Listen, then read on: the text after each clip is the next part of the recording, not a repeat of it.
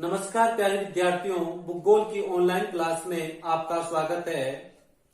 आज हम कक्षा 12 विषय भूगोल अध्याय 1 पार्ट 2 में जो कल हमने मानव भूगोल की महत्वपूर्ण परिभाषाएं पढ़ी थी, जैसे रेडजेल की परिभाषा और उनकी शिष्या एलन सैंपल की परिभाषाएं पढ़ी थी, उन परिभाषाओं को आगे बढ़ाते हुए आज महत्वपूर्ण परिभाषा पढ़ेंगे विडाल डी ला ब्लांच की।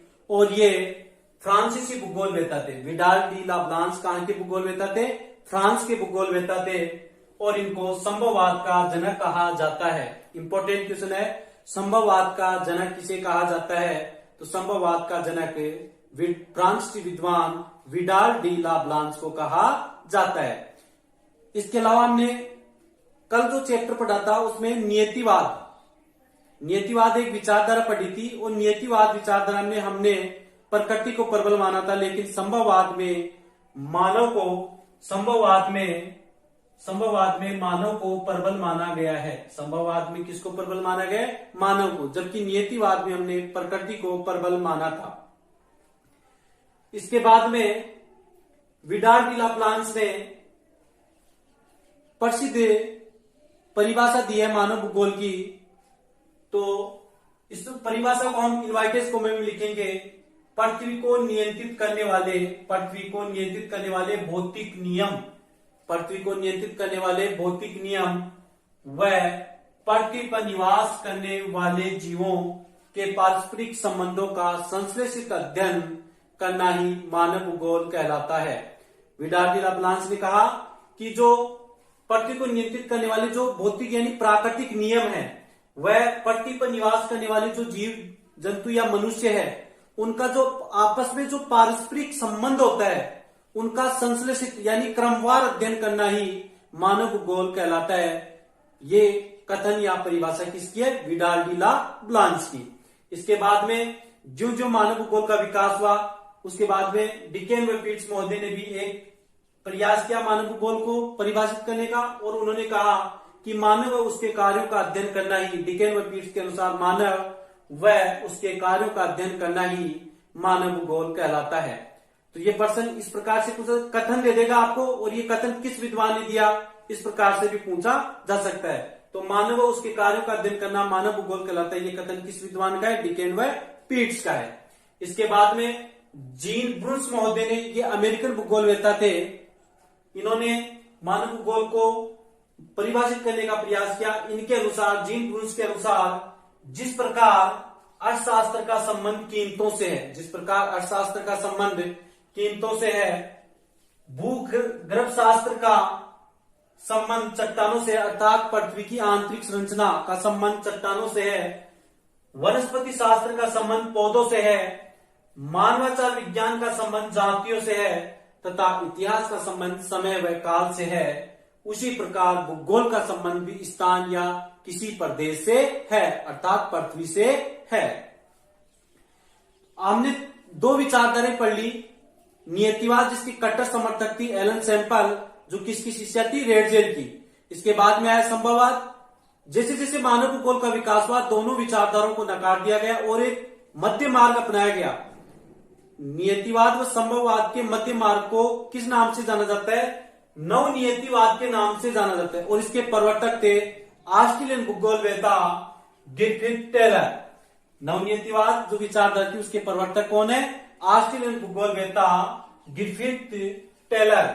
और नवनियतिवाद विचारधारा को रुको व जाओ विचारधारा के नाम से भी जाना जाता है।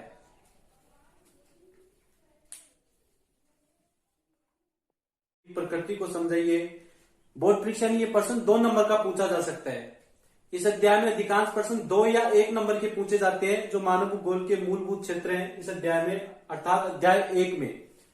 तो मानव भूगोल की प्रकृति किसे कहते हैं?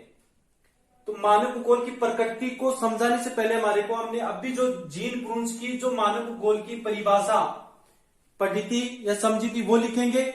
इसके बाद में जीन ब्रूस की परिभाषा लिखने के बाद में लिखेंगे कि पृथ्वी पर जो भी मानव निर्मित दृश्य दिखाई देते हैं, अर्थात जो सांस्कृतिक भूदृश्य है, पृथ्वी पर जो भी मानव निर्मित दृश्य दिखाई देते हैं उन सब का अध्ययन मानव भूगोल के अंतर्गत आता है। उन सब का अध्ययन जो सांस्कृतिक भूदृश्य उन सब का अध्ययन मानव भूगोल के अंतर्गत आता है। अतः मानव भूगोल की प्रकृति में केंद्रीय बिंदु मानवीय क्रियाकलाप है।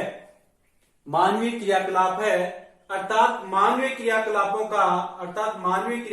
का विकास कहाँ, कब वह कैसे हुआ को भूगोल की दृष्टि से प्रस्तुत करना भूगोल की प्रकृति को क्या करता है, प्रकट करता है। अर्थात भूगोल के अंतर्गत जो मनुष्य है वो प्रकृति के साथ किस प्रकार सामंजस्य करता है, किस प्रकार प्रकृति के अनुकूल होता है और किस प्रकार अपनी मानवीय जो सांस्कृतिक भूदृश्य है, मानवीय क्रियाकलाप वो किस प्रकार होते हैं, कहाँ होते हैं, कब होते हैं, कैसे होते हैं, इन कहाँ कब वह कैसे हुआ को भूगोल की दृष्टि से प्रस्तुत करना ही भूगोल की प्रकृति को क्या करता है, प्रकट करता है। इसके बाद में हम इस अध्याय में ये 2 नंबर का, इसके बाद में जो क्वेश्चन पढ़ने जा रहे हैं वो भी 2 नंबर का है। अगला है मानव भूगोल का विषय चित्र।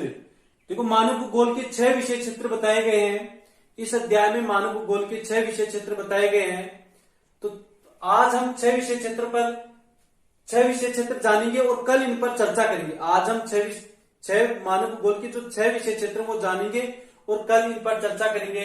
पहला मानव भूगोल का विषय क्षेत्र है जनसंख्या, दूसरा है प्राकृतिक वातावरण या प्राकृतिक संसाधन, तीसरा है सांस्कृतिक वातावरण, चौथा क्षेत्र है कालिक अनुक्रम और 5वां है समायोजन व प्रादेशिक संगठन और 6वां है दूसरे प्रदेशों से संबंध।